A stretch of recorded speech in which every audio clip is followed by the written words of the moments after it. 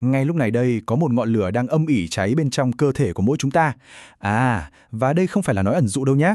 Đây là câu chuyện về một người đàn ông đã dành cả cuộc đời mình để vén màn bí ẩn về chính ngọn lửa sinh học đó. Vâng, một ngọn lửa sinh học hoàn toàn có thật, đang bùng cháy trong từng tế bào của cơ thể, và quy mô của nó thì thật sự đáng kinh ngạc.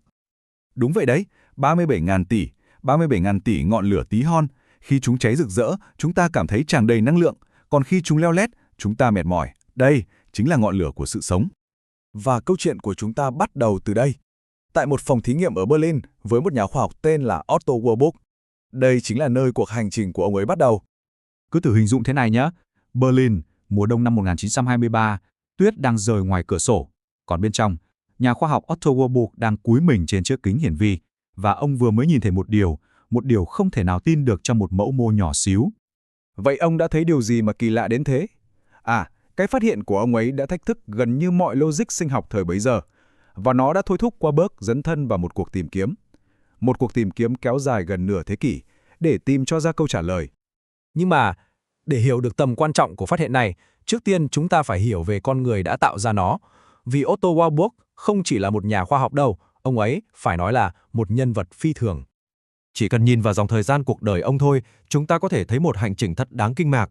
Này nhớ, 2 bằng tiến sĩ, một sĩ quan kỵ binh dũng mãnh, và rồi một quyết định gây tranh cãi là ở lại Berlin trong thời kỳ đen tối nhất của lịch sử. Mỗi một điểm đều cho thấy một con người rất đặc biệt. Thậm chí nhá, đến cả Albert Einstein cũng phải đích thân viết thư yêu cầu Warburg rời khỏi mặt trận trong Thế chiến thứ nhất. Bức thư viết rằng, ông quá quý giá với khoa học. Chỉ một câu đó thôi cũng đủ cho thấy tầm vóc của Warburg trong giới khoa học, ngay cả khi ông còn rất trẻ.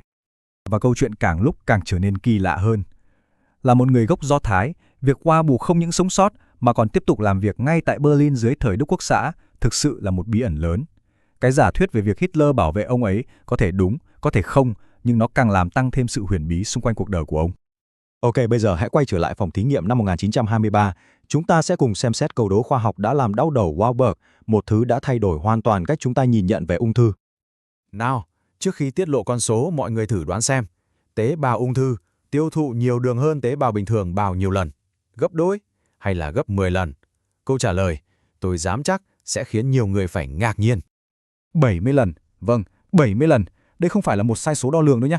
Warburg đã kiểm tra lại rất nhiều lần.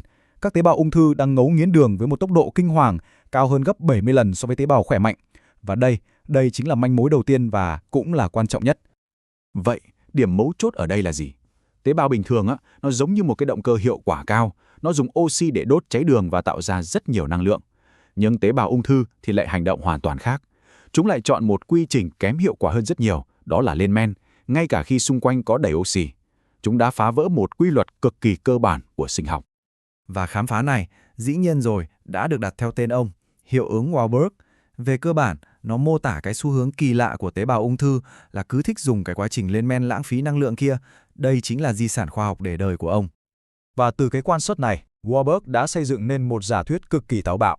Ông cho rằng, nguồn gốc của ung thư không nằm ở gen, mà là ở các nhà máy điện của tế bào, tức là ti thể. Khi các nhà máy này bị hỏng, tế bào buộc phải chuyển sang một cái chế độ sinh tồn khẩn cấp, đó là lên men. Và đối với Warburg, chính sự thay đổi này là điểm khởi đầu của căn bệnh ung thư. Warburg đã đoạt giải Nobel cho các công trình của mình, điều đó không phải bàn cãi. Nhưng, còn cái giả thuyết lớn nhất của cuộc đời ông thì sao? Liệu nó có đứng vững trước thử thách của thời gian hay không? Đây là một bản tóm tắt rất rõ ràng. Warburg đã hoàn toàn đúng về hiệu ứng Warburg. Nó có thật, và nó quan trọng đến mức trở thành nền tảng cho công nghệ quét mà chúng ta sử dụng ngày nay để tìm kiếm các khối u. Tuy nhiên, ông lại sai về nguyên nhân.